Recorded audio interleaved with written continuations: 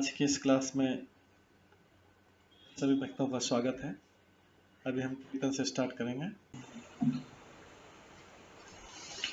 जय राधा माधव कुंज बिहारी, जय राधा माधव कुंज बिहारी, जय गोपीजन वल्लभ गिरिवर धारी, जय गोपीजन वल्लभ गिरिवर धारी, यशोदानंदन ब्रज जन रंजन, यशोदानंदन ब्रज जन रंजन, यमुना तीरा वनचारी, यमुना तीरा वनचारी,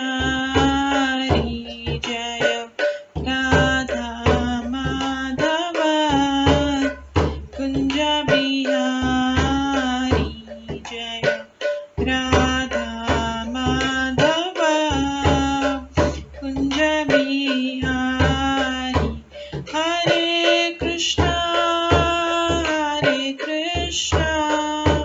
कृष्णा कृष्णा हरे हरे, हरे राम राम राम हरे हरे, हरे कृष्णा कृष्णा कृष्णा हरे हरे, हरे राम राम राम हरे हरे, हरे कृष्णा कृष्णा कृष्णा हरे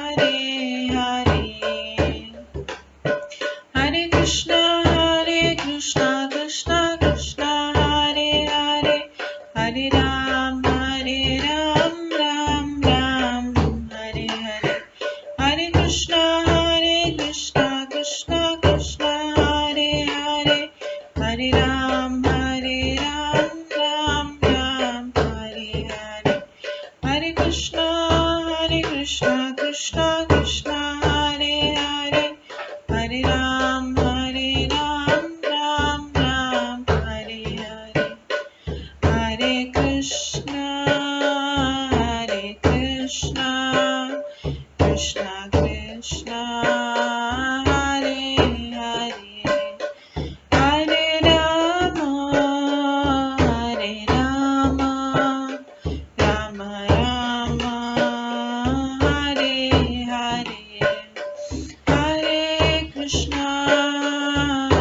कृष्णा कृष्णा कृष्णा हरे हरे, हरे राम राम राम हरे हरे, जय राधा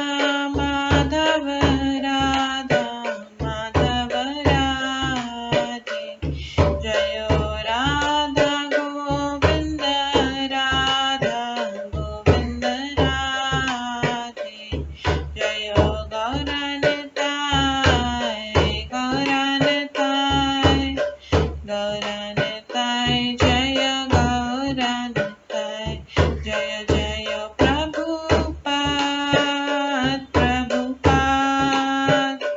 प्रभुपाद जय जय प्रभुपाद, जय जय गुरुदेव जय जय गुरुदेव, नित्य गौर हरि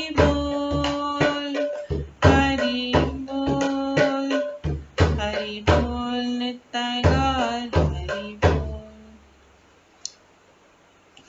गौर प्रेमानंदे हरि हरि बोल। हरे कृष्णा।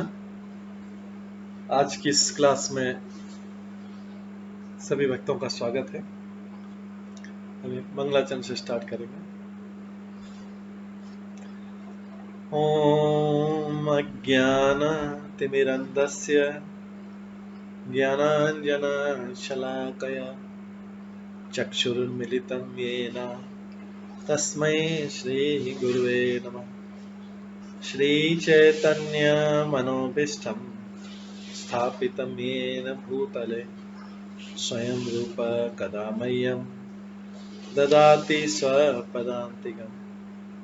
वन्देऽहं श्रीगुरो श्रीयुतपदकमलं श्रीगुरुं वैष्णवांश्च श्रीरूपं साग्रजातं सहगणा रघुनाथान्वितं तं सजीवं साद्वैतं सावधूतं परिजनसहितं कृष्णचैतन्यदेवं श्रीराधाकृष्णपादान् सहगणा ललिता श्रीविशाखान्वितांश्च नमो विष्णुपदाय कृष्णपृष्ठाय भूतले श्रीमते भक्तिवेदांत स्वामिन्निति नामिने। नमस्ते सरस्वती देवे गौरवाणी प्रचारिणे निर्विशेषा शून्यवादी पाश्चात्य देशातारिणे। वाञ्छाकल्पतरुभ्यश्च कृपा सिन्धुभ्येव च पतितानां पावनेभ्यो वैष्णवेभ्यो नमो नमः। जय श्री कृष्ण चैतन्य प्रभु नित्यानंद श्री अद्वैत गदाधर शिवासादि गौर भक्तवृंद। हरे कृष्णा कृष्णा कृष्णा हरे हरे, हरे राम राम राम हरे हरे। ओम नमो भगवते वासुदेवाय। ओम नमो भगवते वासुदेवाय। ओम नमो भगवते वासुदेवाय। नारायणं नमस्कृत्य नरं चैव नरोत्तमं देवीं सरस्वतीं व्यासं ततो जयमुदीरयेत्। नष्टप्रायेषु भद्रेषु नित्यं भागवत सेवया भगवते उत्तम श्लोके भक्तिर्भवति नैष्ठिकी। कृष्णाय वासुदेवाय देवकी नंदनाय च नन्दगोपकुमाराय गोविन्दाय नमो नमः। सर्ववेदान्तसारमे श्रीभागवतम् इष्यते तद्रसामृतात् नान्यत्र स्याद्रति क्वचित्। आराध्यो भगवान् ब्रजेश तनयस्तनुधाम वृन्दावन रम्या काचिदुपासना व्रजवधूवर्गेण या कल्पिता। श्रीमद्भागवतं प्रमाणम् अमलं प्रेम कुमार्थमः श्रीचैतन्य महाप्रभुमतम् इदं तत्रादरो न परम्। मूकं करोति वाचालं पङ्गुलङ्घयते गिरिं यत्कृपातमहं वन्दे परमानन्दमाधवम्। हरे कृष्णा।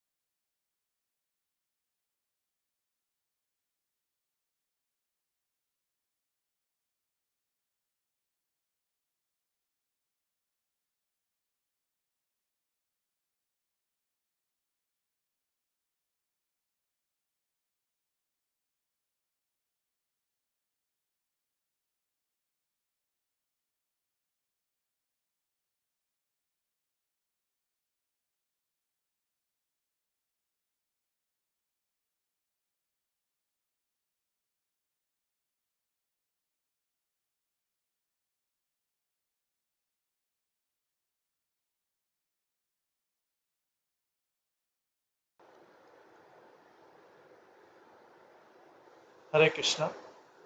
आज की इस क्लास में सभी भक्तों का स्वागत है।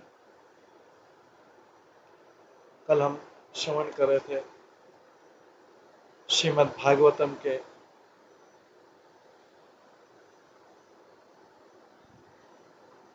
पहले स्कंद के पहले अध्याय से। हमने कल श्रवण किया था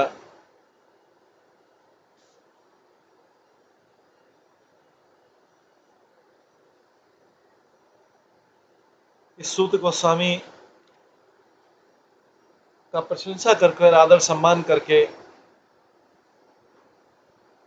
शौनकादिक ऋषियों ने उनसे प्रार्थना की, उनकी प्रशंसा की।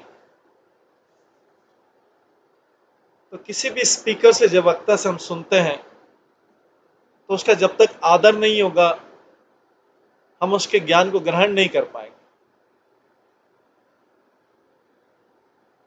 तो इसलिए जब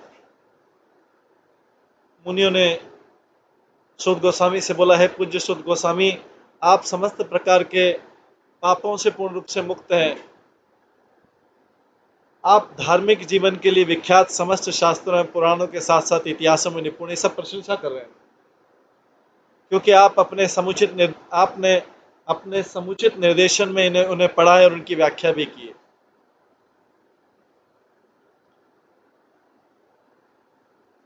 तो यहाँ पे लिखा है, गोस्वामी या श्री व्यासदेव के प्रामाणिक प्रतिनिधि को समस्त पापों से मुक्त होना चाहिए। कलयुग में 4 प्रकार के मुख्य पाप हैं: स्त्रियों के साथ अवैध संबंध, पशुवध, मादक द्रव्य सेवन तथा सभी प्रकार की द्युत क्रीड़ा। ये 4 प्रकार के। तो किसी भी गोस्वामी को व्यास आसन पर बैठने का तभी साहस करना चाहिए जब वो इन सब पापों से मुक्त हो, जो उपयुक्त पापों से रहित न हो, जो आचरण से निष्कलंक नहीं हो, उसे व्यास आसन पर न बैठाया जाए। उसे न केवल सभी पापों से मुक्त होना चाहिए, अपितु समस्त वेद शास्त्रों में पारंगत होना चाहिए। तो इस प्रकार से सूत गोस्वामी का आदर किया। फिर सूत गोस्वामी से कहते हैं, सूत गोस्वामी, आप ज्येष्ठम विद्वान एवं वेदांती होने के कारण ईश्वर के अवतार व्यासदेव के ज्ञान से अवगत हैं, और आप उन अन्य मुनियों को भी जानते हैं जो सभी प्रकार के भौतिक तथा आध्यात्मिक ज्ञान में निष्णात। इससे भी अधिक चूंकि आप विनीत हैं, आपके गुरुओं ने एक सौम्य शिष्य जानकर आप पर सभी तरह से अनुग्रह किया है, अतः आप हमें वो सब बताएं जिसे आपने उनसे वैज्ञानिक ढंग से सीखा है।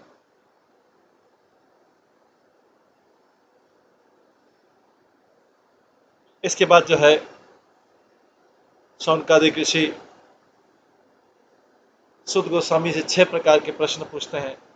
उसमें कल हमने पहला प्रश्न सुना था, जिसमें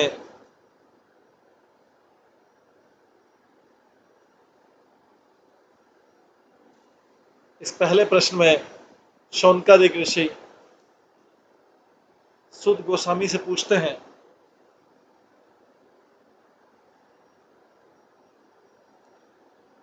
शौनकादिक ऋषि सूत गोस्वामी से पूछते हैं कि जन साधारण के कल्याण के लिए, जन साधारण के कल्याण के लिए क्या चीज श्रेष्ठ है। तो देखिए, ये हमेशा जन कल्याण के बारे में सोचते हैं, सबके कल्याण के बारे में सोचते हैं, इसलिए बोल रहे हैं कि जन कल्याण के लिए क्या श्रेष्ठ है। इस प्रश्न का उत्तर हमें दीजिए, हमें समझाइए। आप सरलता से समझने वाली विधि से हमें समझाइए कि आपने जन साधारण के समग्र एवं परम कल्याण के लिए क्या निश्चय किया है।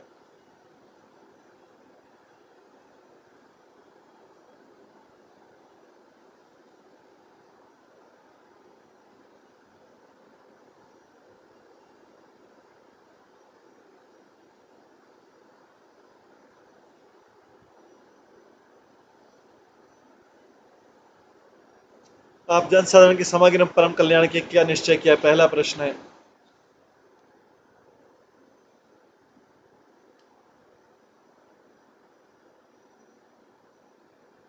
तो यहाँ पे आध्यात्मिक कल्याण होने पर भौतिक कल्याण स्वतः हो जाता है। ये प्रभुपाद तात्पर्य में लिखते हैं कि अगर किसी का आध्यात्मिक कल्याण के बारे में सोचा जाए तो उसका भौतिक कल्याण स्वतः हो जाता है। और अगर भौतिक कल्याण सोचेंगे तो न तो आध्यात्मिक कल्याण होगा, न भौतिक कल्याण होगा, क्योंकि कल्याण तो केवल भगवान कर सकते हैं। कल्याण तो केवल भगवान कर सकते हैं। तो इसलिए अगर कोई व्यक्ति किसी के आध्यात्मिक कल्याण के बारे में सोचे और उसके लिए प्लान करे, उसको उस तरफ प्रवृत्त करे, तो भौतिक कल्याण स्वतः हो जाएगा। लेकिन सारा जगत सबके लिए भौतिक कल्याण के लिए सोचता है, तो भौतिक कल्याण तो जीव के हाथ में नहीं है, इसलिए वो असफल हो जाता है। तो न भौतिक कल्याण हो पाता है, न आध्यात्मिक कल्याण हो पाता है। तो आचार्यगण सामान्य जनता को आध्यात्मिक कल्याण के लिए उपदेश देते हैं। हमारे हाथ में किसी का आध्यात्मिक कल्याण की प्रेरणा नहीं है, हमारे हाथ में किसी का भौतिक कल्याण नहीं है। आध्यात्मिक कल्याण से भगवान की कृपा से भौतिक कल्याण अपने आप हो जाता है। अगर किसी का भौतिक कल्याण भी कराना हो तो पहले उसके आध्यात्मिक कल्याण के बारे में सोचना चाहिए। उस दिशा में प्रयत्नशील रहेंगे तो भौतिक कल्याण स्वतः हो जाएगा। तो अतः आचार्यगण सामान्य जनता को आध्यात्मिक कल्याण के लिए उपदेश देते हैं। इस कलयुग या कलह प्रिय कलह प्रिय लोह युग की अक्षमता को देखते हैं। लोहे का युग है, ये कल पुर्जों का युग है, ये कलह का युग है, झगड़े का युग है। इस युग की अक्षमताओं, इसमें सब अक्षम है, कोई भी कैपेबल नहीं है किसी भी चीज को हल करने के लिए। अक्षमता को देखते मुनियों ने सूत गोस्वामी से प्रार्थना की कि वे सारे शास्त्रों का निचोड़ प्रस्तुत करें। अगर इस युग में किसी चीज का समाधान होता तो फिर भगवान की जरूरत नहीं पड़ती, लेकिन कलयुग में सबसे ज्यादा भगवान की जरूरत है, क्योंकि यहाँ पे किसी भी चीज का कोई हल नहीं है, किसी भी भौतिक चीज का कोई हल नहीं है। और इसलिए हल नहीं है, हो सकता है सतयुग में होता था, क्योंकि भगवान चाहते हैं कि सब मुझको सरेंडर करें। अगर सबको हल मिल जाएगा तो कोई मेरे पास में आएगा नहीं, और कलयुग में तो भगवान के पास जाने की सबसे ज्यादा जरूरत है। इसलिए कलह समस्याओं का युग है। केवल एकमात्र साधन है भगवान की शरण में जाया जाए। इसीलिए भगवान ने कलयुग में किसी चीज का समाधान रखा ही नहीं, किसी भी चीज का समाधान नहीं, कोई भी भौतिक चीज का समाधान नहीं। व्यक्ति चाहे पूरा जीवन भर प्रयास करता रहे, बड़े बड़े देश लड़ते झगड़ते रहते, बड़े बड़े देश, इंटेलिजेंट कंट्रीज जो है झगड़ रहे हैं, एटम बम बना रहे हैं, न्यूक्लियर बम, ये वो सॉल्व करने का नहीं बता रहे किस तरीके से युद्ध करके दूसरे देश को खत्म किया जाए।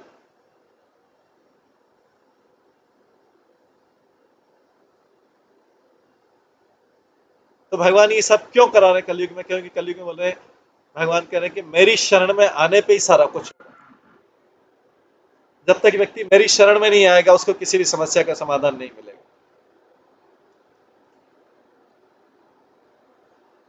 इसलिए मुनियों ने सूत गोस्वामी से प्रार्थना की कि सारे शास्त्रों का निचोड़ प्रस्तुत करें, क्योंकि इस युग के लोग सभी प्रकार से पतित हो गए, सभी प्रकार से, एक एंगल से नहीं, शारीरिक रूप से, मानसिक रूप से, वाणी के रूप में, सभी रूप से पतित हो गए। अतः मुनियों ने समग्र कल्याण की जिज्ञासा की, यही लोगों का परम कल्याण है। इस युग के लोगों की पतित अवस्था का वर्णन निम्नलिखित प्रकार से हुआ है। अब इसके बाद 10वें श्लोक में इस युग की पतित अवस्था का वर्णन किया गया है। तो श्रीमद् भागवतम जो है इस अवस्था का वर्णन कर रहा है। कोई क्या सॉल्व करेगा इस अवस्था को?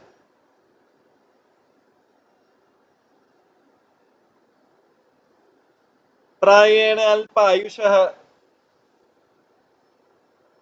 सभ्ये कलो अस्मिन् युगे युगे जना।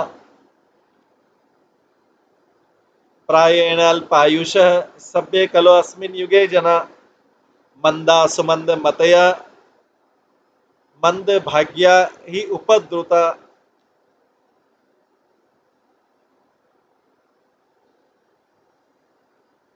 हे विद्वान सूत गोस्वामी,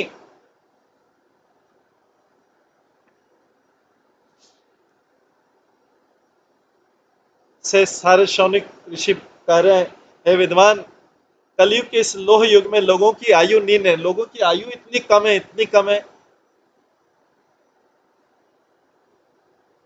और उसमें भी सब लोग इतने व्यस्त हैं, भौतिक कार्यों में इतने व्यस्त हैं। कली के इस लोह युग में लोगों की आयु न्यून है, वे झगड़ालू, आलसी, पथभ्रष्ट और अभागे होते हैं। भाग्य में नहीं, कुछ भी नहीं है भाग्य में, तथा साथ ही साथ सदैव विचलित रहते हैं, डिस्टर्ब रहते हैं हमेशा। प्राये प्रायेण अल्पायुषः सभ्य कलावस्मिन् युगे जना। वे झगड़ालू हैं, कला विस्मिन, वे मंद हैं, आलसी हैं, पथभ्रष्ट हैं, अभागे हैं, मंदभाग्य है, और साथ ही सदैव विचलित रहते हैं। ये सब कलयुग के लक्षण। तो इसमें किसी को आश्चर्य नहीं होना चाहिए कि कलयुग में ऐसा क्यों होता है, क्योंकि भागवतम भी ऐसा ही बोल रहा है, लेकिन भागवतम उसके साथ समाधान भी बता रहा है। भागवतम समाधान ये बता रहा है कि इसीलिए मुनि लोग वो प्रश्न पूछ रहे हैं कि आध्यात्मिक कल्याण होने के साथ साथ भौतिक कल्याण स्वतः हो जाता है, लेकिन सारा संसार भौतिक कल्याण के विषय में सोचता है, भगवान को एक तरफ कर देना चाहता है, भगवान को छोड़ देना चाहता है। भगवान को साइड करके हम समस्या का समाधान निकाल लेते हैं। भगवान बोलते कभी होगा ही नहीं, क्योंकि कलयुग मैंने ऐसा बनाया ही नहीं। कलयुग के बारे में तो इसलिए बोला लोग में आयु की न्यून्य, वे झगड़ालू हैं, आलसी हैं, पथभ्रष्ट हैं, अपना रास्ता सही पता नहीं है, अभागे हैं, सबका भाग्यहीन है सब लोग, तथा साथ ही साथ सदैव विचलित है, सारे सारे डिस्टर्ब।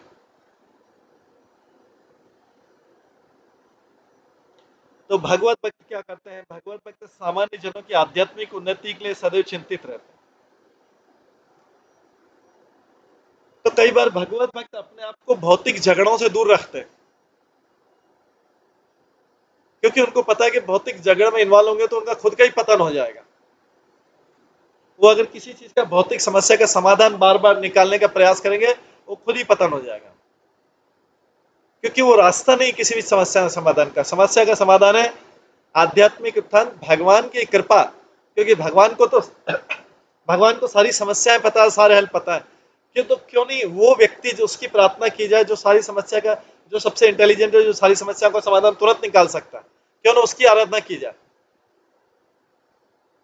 और अगर वो उसके समाधान नहीं दे रहे हैं तो उसका मतलब वो चाहते हैं कि हमें उतना कष्ट मिले। तो इसलिए भगवत भक्त सामान्य जन की आध्यात्मिक उन्नति के लिए सदैव चिंतित रहते हैं।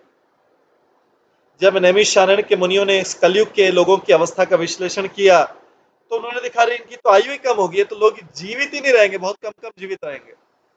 उसमें भी सारे टाइम झगड़ा करते रहेंगे, आलसी रहेंगे, पथभ्रष्ट रहेंगे, अपना सही रास्ता नहीं पता है, स्वयं को भी सही रास्ता नहीं पता है, दूसरों को भी गलत रास्ता बताएंगे, अभागे रहेंगे, अनफॉर्चुनेट रहेंगे, उनके भाग्य में कुछ नहीं रहेगा आगे पीछे।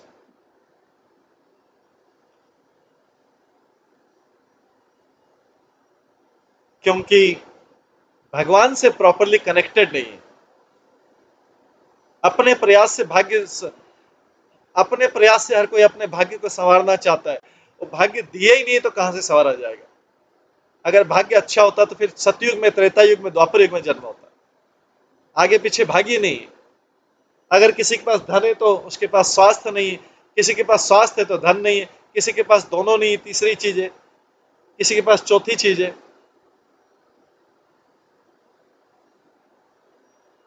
तो कलयुग में आयु कम होने के कारण आहार अपर्याप्त नहीं है, किसी के पास भी खाने का कमी नहीं है, अभी तो अनियमित आदतें हैं। जो आदतें हैं वो हैबिट्स है, अनरेगुलेटेड है। इसके कारण व्यक्ति जो है हमेशा अपने आप को भूखा महसूस करेगा। तो ये ऐसा नहीं कि इनसफिशिएंट फूड है, नहीं, अभी तो अनियमित, अनरेगुलेटेड हैबिट्स हैं।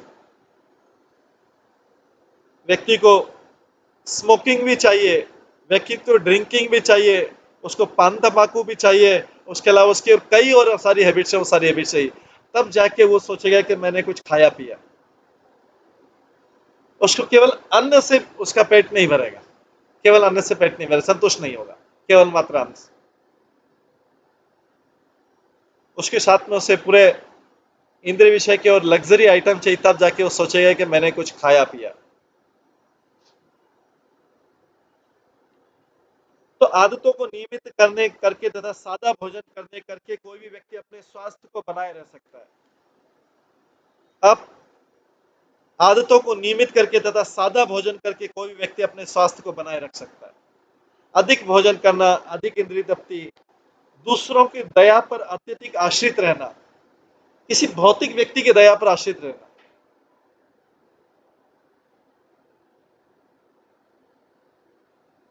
दूसरों की दया पर अत्यधिक आश्रित रहना, रहन सहन के कृत्रिम मानक, आर्टिफिशियल स्टैंडर्ड बना लेना अपने रहने सहने के। कृत्रिम मानक मनुष्य की प्राण शक्ति तक को चूस लेते हैं। ये जो आर्टिफिशियल स्टैंडर्ड है, हैबिट्स जो है, हर व्यक्ति की, किसी की कोई हैबिट है, किसी की, ये व्यक्ति को खाली पेट भरने से नहीं ऊपर तक, और ये व्यक्ति की प्राण शक्ति को चूस लेते हैं। सारा श्रम इन चीजों के लिए होता है। मनुष्य की जो प्राण शक्ति चूसा जाती है, मनुष्य की सारी एनर्जी खत्म हो जाती, वो सारी इन आर्टिफिशियल चीजों के लिए होता है। ये भोजन के लिए नहीं होता। भोजन के लिए इतने श्रम की आवश्यकता नहीं है। जैसा पिछले भी अध्याय में कि भगवान ने ऐसा बनाया नहीं कि भोजन के लिए इतने श्रम की आवश्यकता हो। जो कृत्रिम चीजें हैं, ये कृत्रिम मानक जो है, स्टैंडर्ड, ये मनुष्य की प्राण शक्ति तक को चूस लेते हैं और फलस्वरूप जीवन की अवधि घट जाती है। इससे ऑटोमेटिकली जीवन की आयु कम हो जाती है।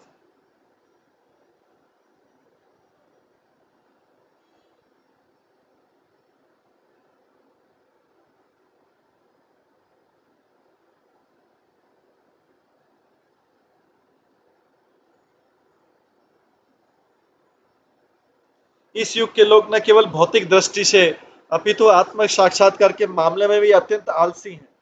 उनके आत्म साक्षात्कार में कोई रुचि नहीं, बस उनका काम चलना चाहिए, काम निकलना चाहिए, बस कोई रुचि नहीं है बाकी।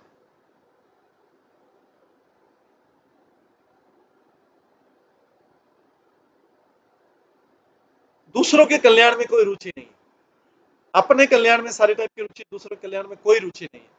क्योंकि दूसरे कल्याण के लिए अगर व्यक्ति परिश्रम करेगा तो अपना आत्म कल्याण तो हो जाएगा।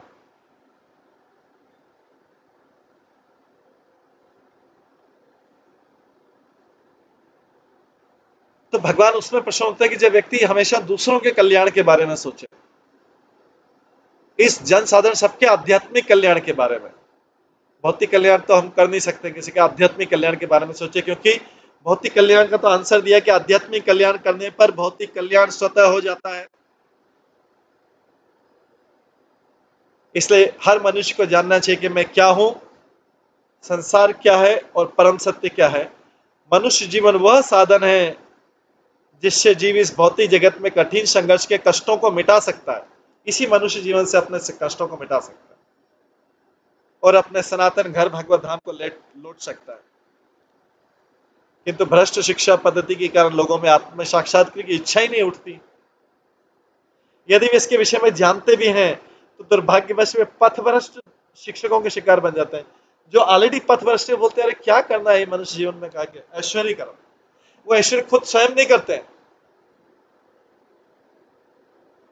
स्वयं नहीं कर पाते हैं। किसी के पास स्वास्थ्य की कमी, किसी के पास धन की कमी, किसी के पास कला है, किसी के पास अशांति है, किसी के पास कुछ है। कोई व्यक्ति आनंदित नहीं हो सकता। लेकिन हर कोई बात करता है कि, हर कोई बस ये डिस्कशन करता रहता है कि अरे एंजॉय करो। करे कहां से एंजॉय? कोई कोई करे तो करे कहां से एंजॉय? खाली शब्दों तक, मुंह से शब्दों तक है। वो जो बोलता है वो भी एंजॉय नहीं कर पाता। वो अपने ये बोल के घर जाके जाता है तो फ्रस्ट्रेट रहता है।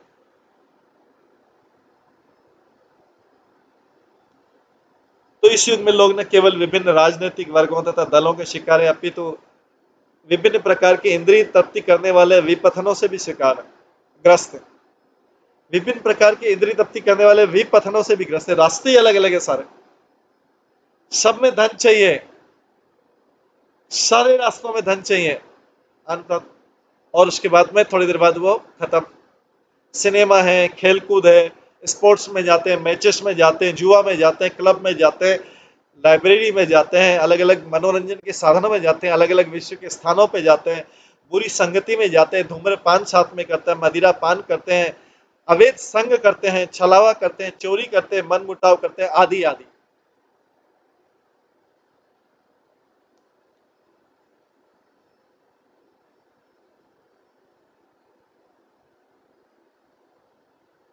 और बाद में उसके व्यसन के, एडिक्शन के शिकार होते, फिर वो चीज नहीं मिलती तो दुख होता है। तो कैसा मनोरंजन का साधन ढूंढा फिर? उस इतना धन खर्च करने में उस मनोरंजन के साधन ने तो 2-3 घंटे का आनंद दिया, 4 घंटे का, 8 घंटे का, 10 दिन का, 15 दिन का आनंद। उसके बाद फिर कहां से आनंद आएगा? उसके बाद तो और दुखावा हुआ। क्योंकि अब तो वो आनंद भी नहीं है। तो अनेक अनेक व्यस्तताओं के कारण और व्यर्थी व्यर्थ में ही व्यस्त रहता है, बिजी विदाउट बिजनेस। अनेक अनेक व्यस्तता का उसका मन सदैव विचलित और चिंताओं से ग्रस्त रहता है। इस युग में अनेक धूर्त लोग अपने अपने धार्मिक पंथ खड़े कर देते हैं, जो किन्हीं शास्त्रों पर आधारित नहीं होते, और प्राय ऐसे ही लोग जो इंद्रिय तृप्ति के व्यसनी हैं, ऐसी संस्थाओं के प्रति आकृष्ट होते रहते हैं। जो ड्रिंक के प्रति है, वो क्लबों में जाएंगे, शराब घरों में जाएंगे, शराब खानों में जाएंगे। जो स्मोकिंग के प्रति है, वो ऐसे फ्रेंड्स ढूंढेंगे जो स्मोकिंग। जो मीट ईटिंग के प्रति एडिक्शन है, वो मीट ईटर वालों के साथ में रहेंगे। जो इलिसिट सेक्स के प्रति है, वो अलग अलग जो है अपनी स्त्रियां ढूंढेंगे, वैश्यालय जाएंगे, गर्लफ्रेंड बनाएंगे। लेकिन वास्तव में सब में तो धन की भी जरूरत है। अगर कोई चलो ठीक है, चाहे वो सब में धन की जरूरत है।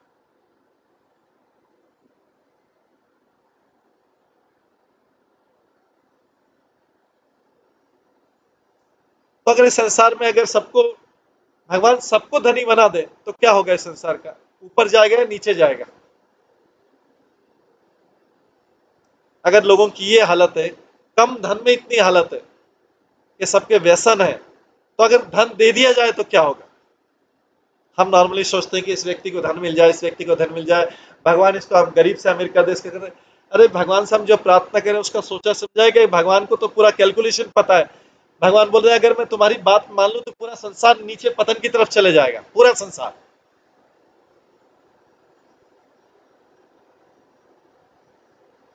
तो भगवान की बुद्धि की तुलना में हम तो मूर्ख हैं, लेकिन भगवान को सजेशन दे, भगवान इसको, इससे हमको ईर्ष्या, ये धनी से गरीब बन जाए, और ये इसको हम लाइक करते हैं गरीब से धनी बन जाए,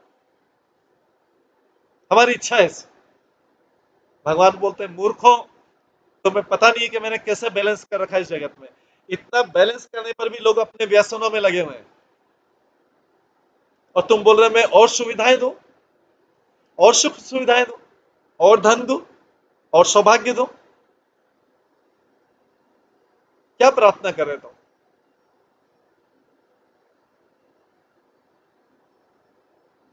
तो इसलिए जो इंद्रिय तृप्ति के व्यसनी है, वे ऐसी सब जगहों पर प्रति आकृष्ट होते हैं। फलस्वरूप धर्म के नाम पर अनेक पाप कर्म किए जाते हैं, जिसके कारण लोगों को न तो मानसिक शांति मिलती, न ही स्वास्थ्य लाभ हो पाता है। अब छात्र वर्ग का पालन नहीं किया जाता, ब्रह्मचारी वर्ग का, तो ग्रस्त लोग ग्रस्त आश्रम के विधि विधानों का पालन नहीं करते हैं।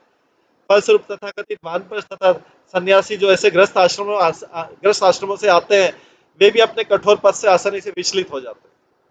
कलियुग में सारा परिवेश श्रद्धा विहीनता से पूर्ण है। मुख्य कारण है भगवान में श्रद्धा नहीं है। अगर भगवान में श्रद्धा होगी तो हम सारे नियमों का पालन कर पाएंगे।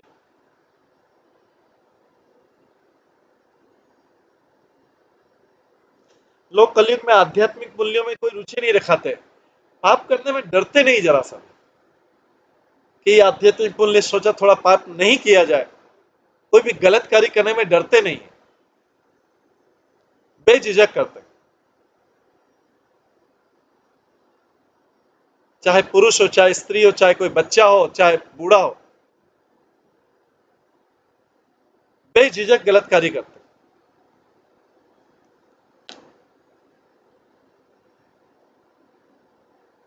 अब तो भौतिक इंद्रिय की ही सभ्यता का मानदंड बने कि कौन अपनी इंद्रिय तृप्ति कितनी अच्छी तरह कर पाता है, कौन कितनी तरह अच्छी तरह पहन पाता है, कौन कितनी तरह सज पाता है, कौन कितनी तरह घूम पाता है, कौन कितनी तरह खा पाता है, कौन किस तरह से संबंध बना पाता है, अवैध संबंध। ये स्टैंडर्ड है, ये स्टैंडर्ड है इंद्रिय तृप्ति का, ये स्टैंडर्ड है, इससे पता लगता है।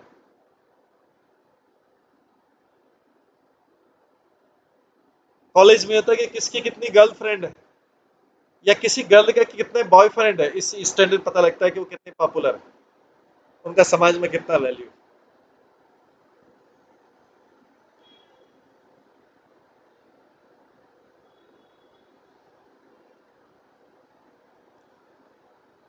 तो अब तो भौतिक इंद्रिय तृप्ति सभ्यता का मानदंड बन गई। वही व्यक्ति जो है हाई स्टैंडर्ड का माना जाता है, जो जितना इंद्रिय तृप्ति कर पाता है, जितना जो।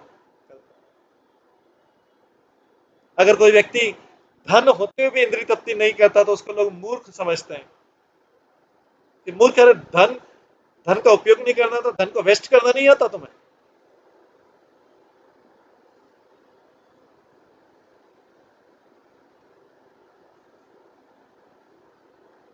किसी व्यक्ति के पास सफिशिएंट अगर धन है खाने के लिए, पहनने के लिए और सफिशिएंट धन है, उसको भी लोग समझते हैं ये लो स्टैंडर्ड का है। अरे क्या खाने पहनने का, इंद्रिय तृप्ति पूरा है, लग्जरी। अगर धन का दुरुपयोग नहीं किया तो क्या किया तुमने जीवन में? बताया नहीं सबको तो, उड़ाया नहीं तो। ऐसी एक भौतिक सभ्यता को बनाए रखने के लिए मनुष्य ने जटिल किस्म के राष्ट्रों तथा समुदायों का निर्माण किया है और विभिन्न गुटों में निरंतर प्रत्यक्ष तथा शीत युद्ध की आशंका बनी रहती है। अतः आज के मानव समाज के विकृत मानदंडों के कारण ही आध्यात्मिक स्तर को उठा पाना कठिन होता जा रहा है। तो नैमिषारण्य के ऋषि मुनि पतित आत्माओं को मुक्त करने के लिए उत्सुक है। नैमिषारण्य के ऋषि मुनि, लेकिन नैमिषारण्य के ऋषि मुनि क्या सोच रहे हैं, क्या सोच रहे हैं सारे टाइम पे? देखिए कितने बड़ा कल्याण है। कोई व्यक्ति सोच रहा है, अपने बारे में सोच ही नहीं रहे, अपना 1000 साल के लिए यज्ञ कर रहे हैं, तपस्या कर रहे हैं, अग्नि जला के और इतना कठोर पर तपस्या कर रहे हैं, लेकिन किसके बारे में सोच रहे हैं? दूसरे व्यक्तियों के बारे में सोच रहे हैं, आध्यात्मिक कल्याण के बारे में सोच रहे हैं।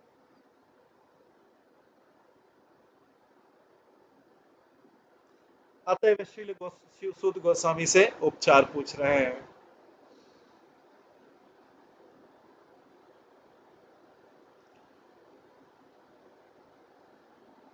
अब जो है, ये पहला प्रश्न था कि जन साधारण के कल्याण के लिए सबसे श्रेष्ठ चीज क्या है। अब दूसरा प्रश्न है,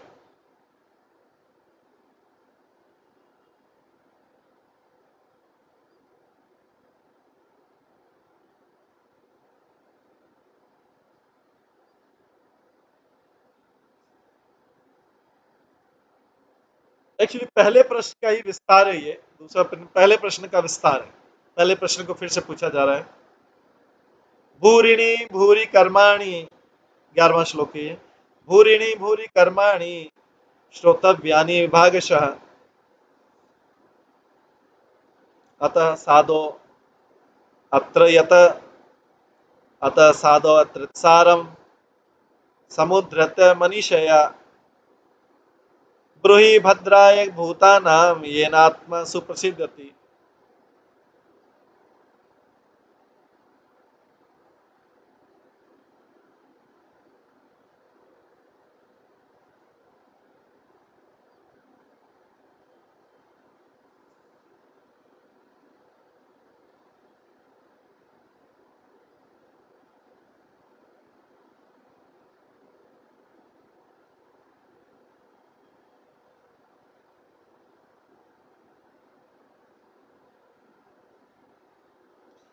और पूछते हैं आगे, शास्त्रों के अनेक विभाग है और उन सब में अनेक नियमित कर्मों का उल्लेख है जिनके विभिन्न प्रभागों को वर्षों तक अध्ययन करके सीखा जा सकता है।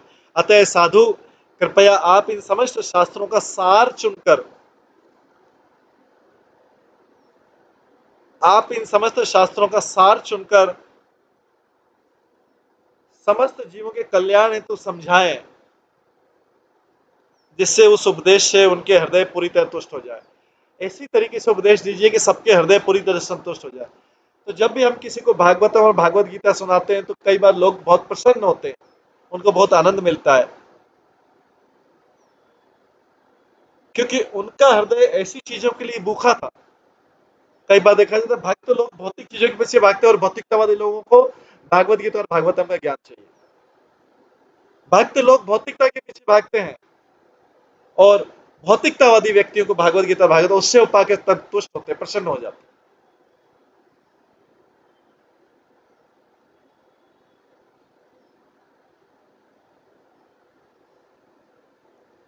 तो यहाँ पे बोला जा रहा है, अतः साधु कृपया आप इन समस्त शास्त्रों का सार चुनकर समस्त जीवों के कल्याण हेतु समझाएं, जिससे उस उपदेश से उनके हृदय पूरी तरह तुष्ट, सबके हृदय पूरी तरह से तुष्ट हो जाए।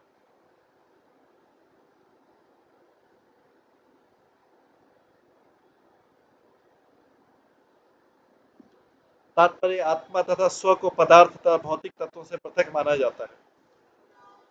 आत्मा अर्थात स्व को पदार्थ तथा भौतिक तत्वों से पृथक माना जाता है। इसका स्वरूप स्वभाव आध्यात्मिक। एक्चुअली आत्मा का, सोल का नेचर तो स्वाभाविक है। सोल का नेचर जो है आध्यात्मिक है। सोल का स्वभाव स्वभाव जो है वो आध्यात्मिक है। तो फिर गड़बड़ क्या हो रही? ये शरीर का जो मन है इसका स्वभाव ठीक नहीं। ये पिछले जन्मों के कर्मों से आया, इधर घूम फिर के आया। ये वहां पे चतुराई करके आया, चालाकी करके आया, धोखाबाजी करके आया है, अलग अलग धूर्त प्रकार के काम करके आया मन। वही मन साथ में भी आया। यही सारा गड़बड़ कर रहा है। नहीं तो सोल का स्वभाव तो आध्यात्मिक है। By nature soul spiritual. ये माइंड उसको मिसगाइड कर रहा है। और माइंड क्या करता है? इस संसार से जो भी इधर उधर से पिकअप करता है, उसका संगति पाके वो इसको गड़बड़ करता है।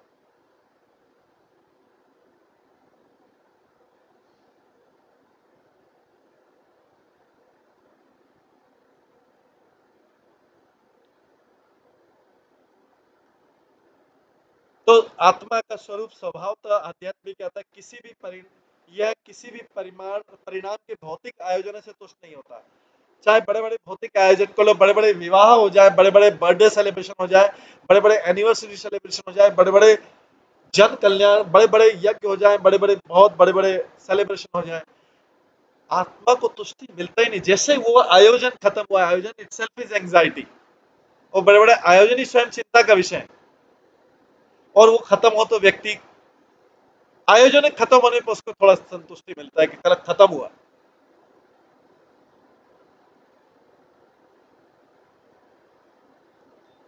जबकि भौतिक आयोजन तो किस लिए किए जाते हैं? व्यक्ति बहुत बड़े बड़े भौतिक आयोजन किस लिए किए जाते हैं? चिंता उत्पन्न करने के लिए किए जाते हैं या आनंद देने के लिए किए जाते हैं? लेकिन व्यक्ति पूरे समय चिंताग्रस्त रहता है। इनफैक्ट वो जैसे खत्म हो तो व्यक्ति को थोड़ी सी सांस लेने का समय मिलता है। तो ये है कलयुग के भौतिक आयोजन, जिनका उद्देश्य आनंद का था, लेकिन अल्टीमेटली कष्ट ही देते हैं। केवल मात्र कष्ट देते हैं। इनफैक्ट उन आयोजन के खत्म होने पर थोड़ा बहुत व्यक्ति को रिलीफ मिलता है।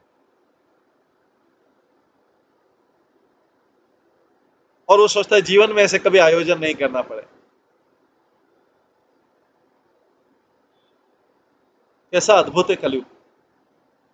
जिनके लिए व्यक्ति हजारों लाखों करोड़ों रुपए खर्च करता है, वो चिंता पाने के लिए खर्च करता है। आनंद देने के लिए, चिंता पाने के लिए, क्योंकि उसको समाज की चिंता रहती है।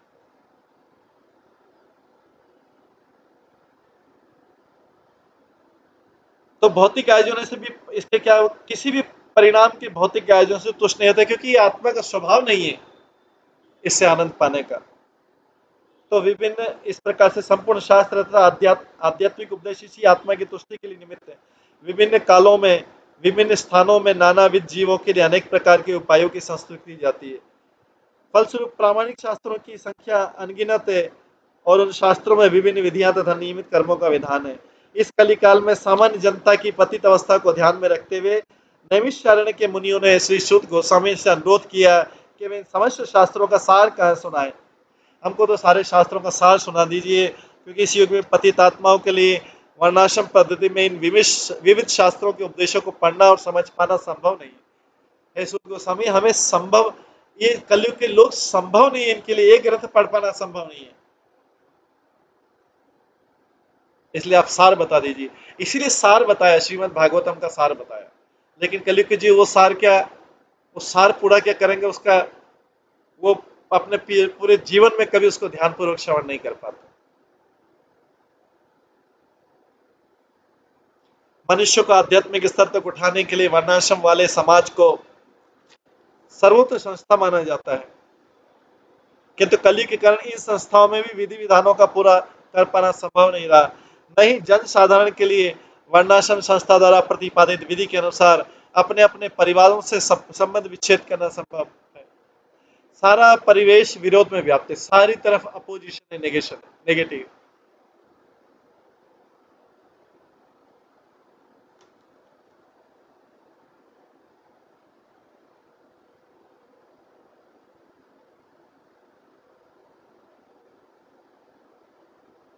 सारा परिवेश संसार के कोई क्यों किसी का आश्रम में नहीं, जो ब्रह्मचारी आश्रम में अगर कोई स्टूडेंट रहना चाहता है, उसके माता बोले नहीं नहीं गृहस्थ आश्रम में प्रवेश करो।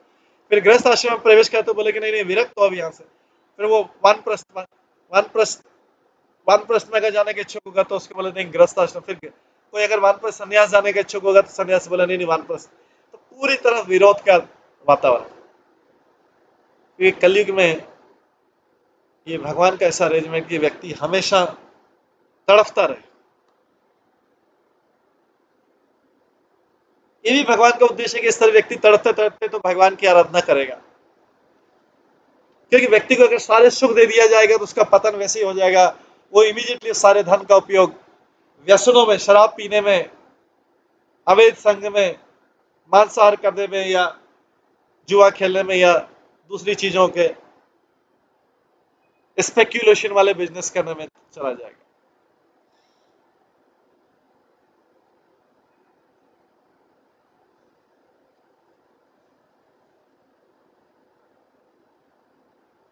इस पर विचार करते देखा जा सकता है कि इस युग में सामान्य जनों का आध्यात्मिक उत्थान इतना कठिन है, कैसे किसी का उद्धार होगा। अगर कोई उत्थान के पाथ पे चलेगा तो इतने सारे ऑब्स्टेकल है, उसमें बाधाएं हैं। अगर व्यक्ति का दृढ़ता नहीं तो व्यक्ति तो निराश हो जाएगा पूरा जीवन। क्योंकि वो जो भी अच्छा कार्य करने जाएगा उसमें अलग बाधा आएंगी।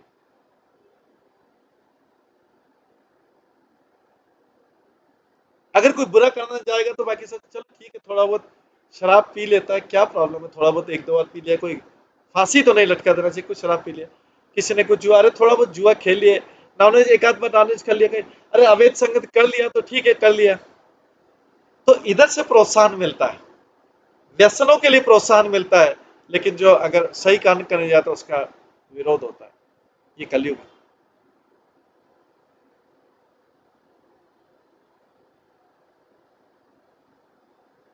इस युग में सामान्य जनों को आध्यात्मिक उत्थान उत्थान अगर कोई प्रोग्रेस करना चाहता है अत्यंत कठिन है।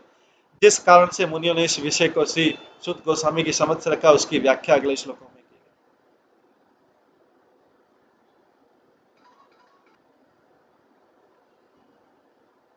इस कारण से मुनियों ने इस विषय को श्री शुद्ध गोस्वामी के समक्ष रखा और उसकी व्याख्या अगले श्लोकों में दी गई है।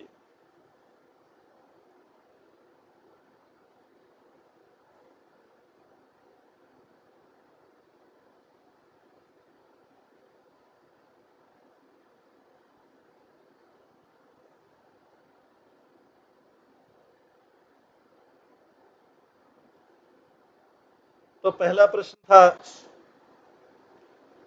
जन कल्याण के लिए क्या है, और दूसरा चीज है सारे शास्त्रों का सार क्या है। तो अभी हमने पढ़ा कि सारे शास्त्रों का सार सार चुनकर शुद्ध गोस्वामी को बताना है नैमिषारण्य में मुनियों को। तीसरा है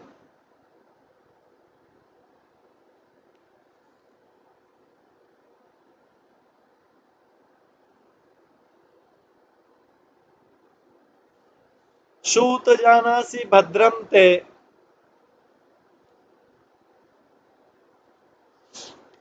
सूत जानासि भद्रम ते,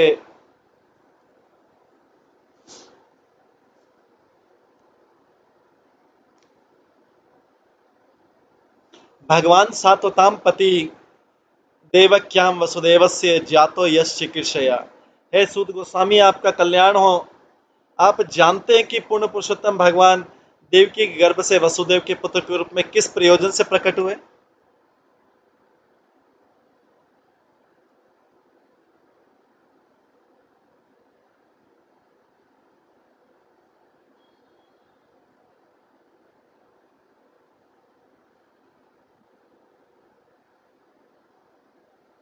हे सूत गोस्वामी आपका कल्याण हो, आप जानते हैं कि पूर्ण पुरुषोत्तम भगवान देवकी के गर्भ से वसुदेव के पुत्र के रूप में किस प्रयोजन से प्रकट हुए।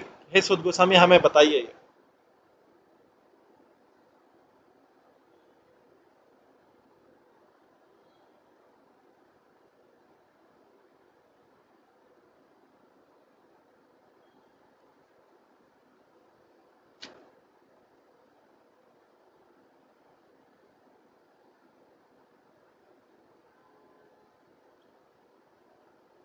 तात्पर्य भगवान का अर्थ है सर्वशक्तिमान ईश्वर जो समस्त ऐश्वर्यों, यश, शक्ति, यश, सौंदर्य, ज्ञान तथा तपस्या के नियंता है।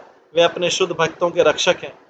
यद्यपि ईश्वर सबों पर संभाव रखने वाले हैं, तो भी वे अपने भक्तों पर विशेष कृपालु रहते हैं।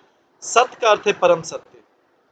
जो लोग परम सत्य के सेवक या दास हैं, वे सात्वत कहलाते हैं। इसलिए कृष्ण का वंश को कई बार सात्वत वंश कहा गया है।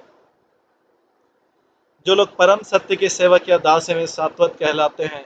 ऐसे शुद्ध भक्तों की रक्षा करने वाले भगवान सात्वत के रक्षक कहलाते हैं। भद्रम ते अर्थात आपका कल्याण।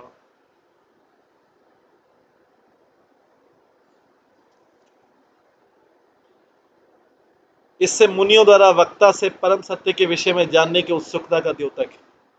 पूर्ण पुरुषोत्तम भगवान श्री कृष्ण वासुदेव की पत्नी देवकी से प्रकट हुए। वसुदेव आध्यात्मिक पद के प्रतीक है, जिससे परमेश्वर का प्राकट्य होता है।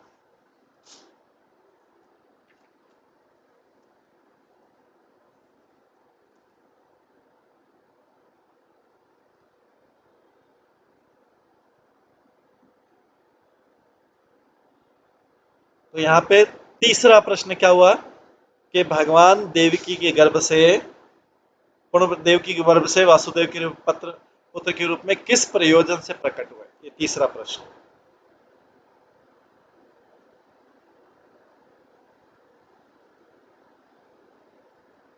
चौथा है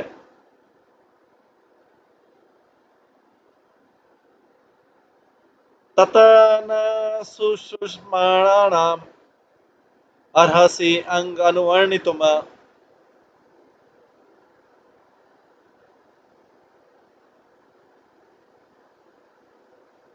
तत सुषुम्णानाम अर्हसि अंग अनुवर्णितुम यस्य अवतार भूतानां क्षेमाय च भवाय च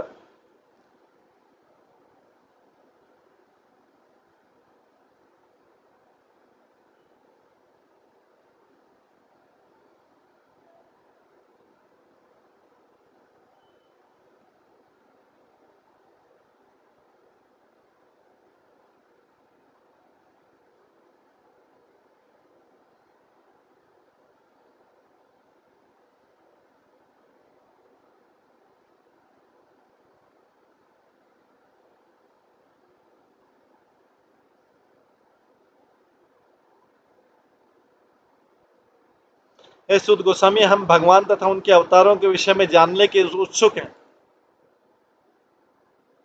कृपया हमें पूर्ववर्ती आचार्यों द्वारा दिए गए उपदेशों को बताइए, क्योंकि उनके वाचन तथा श्रवण तथा कहने सुनने दोनों से मनुष्य का उत्कर्ष होता है। तो अभी ये भगवान के पुरुषावतार के बारे में बात करें, भगवान के अवतारों के बारे में बताइए। इसमें अभी लीला नहीं, क्योंकि लीला अवतार के बाद में पूछेंगे वो, उसमें स्पेशली बोलेंगे कि हमारे लीला अवतार बताना है। तो ये भगवान के पुरुषावतार है, क्योंकि उसके पांचवें में आएगा कि भगवान के विविध अवतारों की दिव्य लीलाओं का वर्णन करें। लीला अवतार के अलग आएगा। तो ये भगवान के पुरुषावतार जो जिससे सृष्टि की रचना होती है, उसके बारे में हम भगवान तथा उनके अवतारों के विषय में जानने के उत्सुक हैं। कृपया हमें पूर्ववर्ती आचार्य द्वारा दिए गए उपदेशों को बतलाइए, क्योंकि उनके वाचन तथा श्रवण तथा कहने सुनने दोनों से मनुष्य का उत्कर्ष होता है।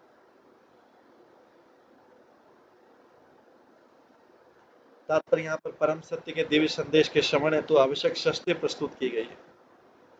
पहली शर्त है कि श्रोता को अत्यंत निष्ठावान तथा सुनने के लिए उत्सुक होना चाहिए, परम सत्य के दिव्य संदेश के लिए। दूसरी शर्त है कि वक्ता मान्य आचार्यों की शिष्य परंपरा में से हो।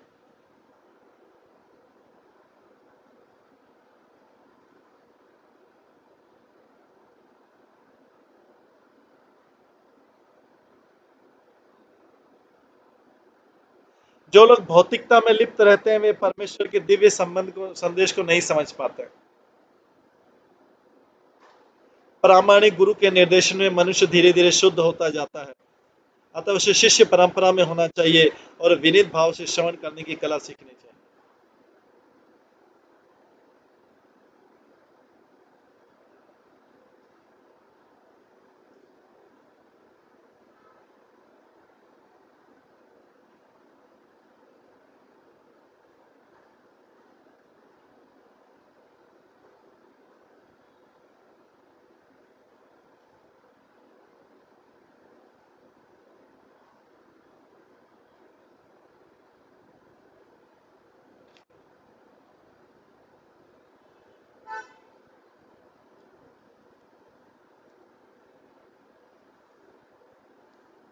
प्रामाणिक गुरु के निर्देशन में मनुष्य धीरे धीरे शुद्ध होता जाता है, तब उसे शिष्य परंपरा में होना चाहिए और विनीत भाव से श्रवण करने की कला सीखनी चाहिए। सूत गोस्वामी तथा नैमिषारण्य के ऋषि मुनि इस शर्तों को पूरा करते हैं, क्योंकि श्री सूत गोस्वामी श्री व्यासदेव की परंपरा के हैं और नैमिषारण्य के ऋषि मुनि निष्ठावान जीव हैं।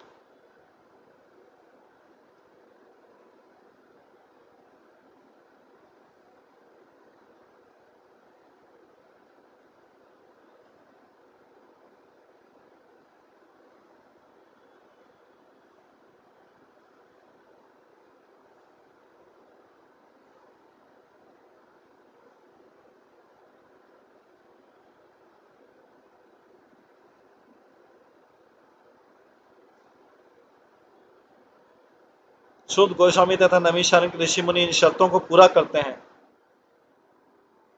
क्या? प्रामाणिक गुरु के निर्देशन में और शिष्य परंपरा में होना चाहिए, विनीत भाव से श्रवण करने की कला सीखनी चाहिए। तो श्री सूत गोस्वामी व्यासदेव की परंपरा के और नैमिषारण्य के ऋषि मुनि निष्ठावान जीव हैं, जो सत्य को जानने के लिए लालायित हैं। अतः भगवान श्री कृष्ण के अलौकिक कार्यकलाप, उनका अवतार, उनका जन्म, आविर्भाव या तिरोधान, उनके स्वरूप, उनके नाम इत्यादि उन लोगों को जानने योग्य जो समस्त शास्त्रों को पूरा करते हैं। ऐसे उपदेश अध्यात्म के पथ पर अग्रसर सभी मनुष्यों के सहायक होते हैं।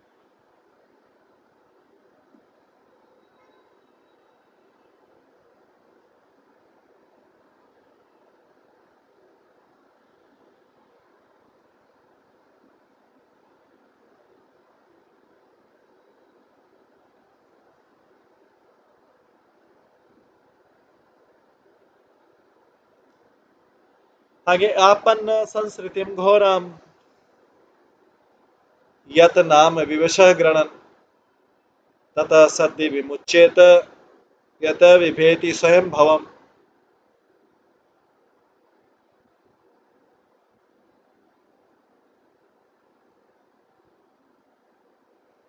जन्म तथा मृत्यु के जाल में उलझे हुए जीव यदि अनजाने में भी कृष्ण के नाम का पवित्र उच्चारण करते हैं तो तुरंत मुक्त हो जाते हैं।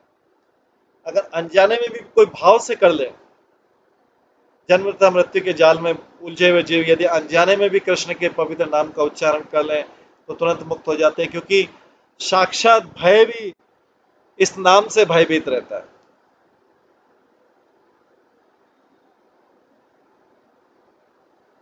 साक्षात भयभीत के नाम से अभयभीत रहता है।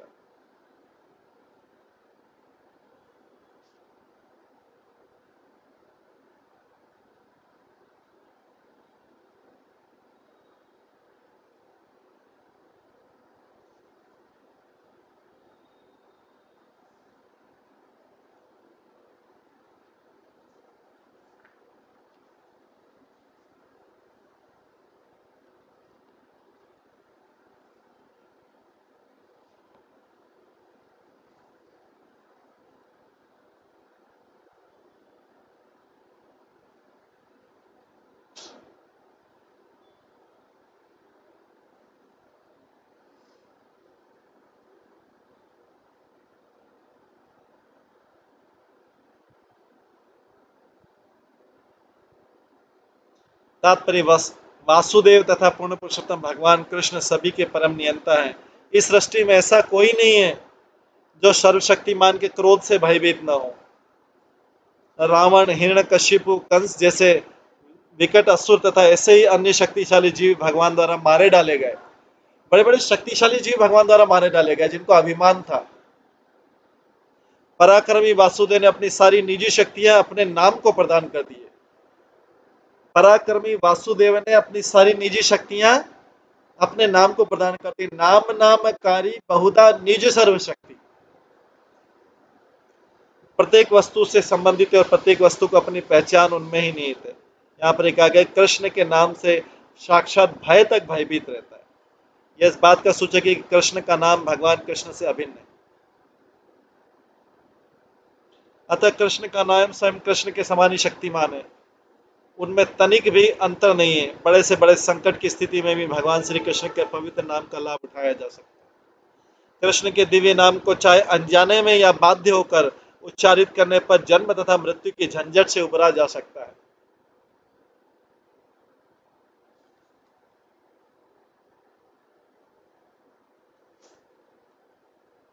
यतपाद संश्रयासुतः मुनः मुनय प्रशमायना सत्य पुनन्ति उपसृष्टा स्वधुनी आप अनुसेवया। हे सूत गोस्वामी, जिन महान ऋषियों ने पूर्ण रूप से भगवान के चरण कमलों की शरण ग्रहण कर लिए, वे अपने संपर्क में आने वालों को तुरंत पवित्र कर देते हैं, जबकि गंगा जल दीर्घ काल तक उपयोग करने के बाद ही पवित्र हो पाता है। भगवान के शुद्ध भक्त पवित्र गंगा जल से भी अधिक शक्तिमान होते हैं। मनुष्य गंगा जल के दीर्घकालीन प्रयोग से आध्यात्मिक लाभ पा सकता है, किंतु भगवान की शुद्ध भक्ति कृपा से मनुष्य तुरंत ही पवित्र हो सकता है। भगवद गीता में कहा गया, चाहे कोई जन्म से शूद्र हो या स्त्री हो या वैश्य हो, वो भगवान के चरण कमलों की शरण ग्रहण कर सकता है और उसी तरह भगवत धाम को वापस लौट सकता है। भगवान के चरण कमलों में शरण ग्रहण करने का अर्थ है शुद्ध भक्तों की शरण ग्रहण करना। जिन शुद्ध भक्तों का एकमात्र कार्य भगवान की सेवा करना है, वे प्रभुपाद तथा विष्णुपाद कहलाते हैं। जो ऐसे भक्तों के भगवान के चरण कमलों के प्रतिनिधि होने का द्योतक है। अतः जो भी व्यक्ति शुद्ध भक्त को अपना गुरु मानकर उनके चरण कमलों की शरण ग्रहण करता है, वो तुरंत शुद्ध हो जाता है। भगवान के ऐसे भक्त भगवान के लिए समान आदरणीय है, क्योंकि भगवान की गुह्यतम सेवा में लगे रहते हैं। भगवान के शुद्ध भक्त जो रहते हैं, भगवान की कॉन्फिडेंशियल सर्विस में लगे रहते हैं और वे पतित आत्माओं का इस भाव सागर से उद्धार कराते हैं, जिन्हें भगवान अपने धाम में वापस बुलाना चाहते हैं। शास्त्रों के अनुसार ऐसे शुद्ध भक्तों को उप प्रभु कहा जाता है। शुद्ध भक्त का निष्ठावान शिष्य अपने गुरु को भगवान के तुल्य मानता है, किंतु अपने आप को भगवान के दासों का भी दास समझता है। यही शुद्ध भक्ति का मार्ग है। यही शुद्ध भक्ति का मार्ग है। यही शुद्ध भक्ति का मार्ग है।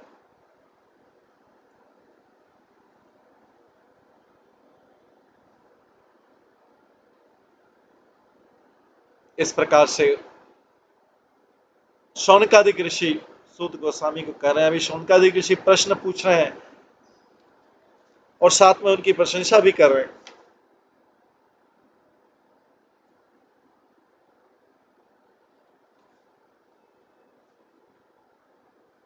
अभी तक 4 प्रश्न हो चुके हैं।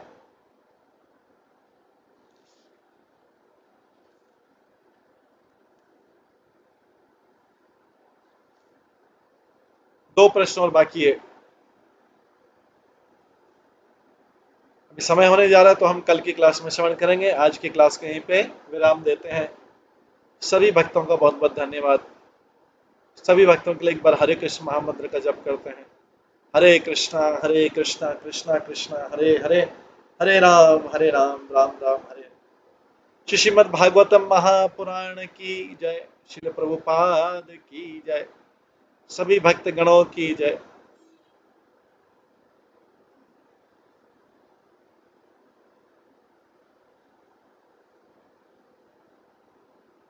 हरे कृष्णा कृष्णा कृष्णा कृष्णा हरे हरे, हरे राम राम राम।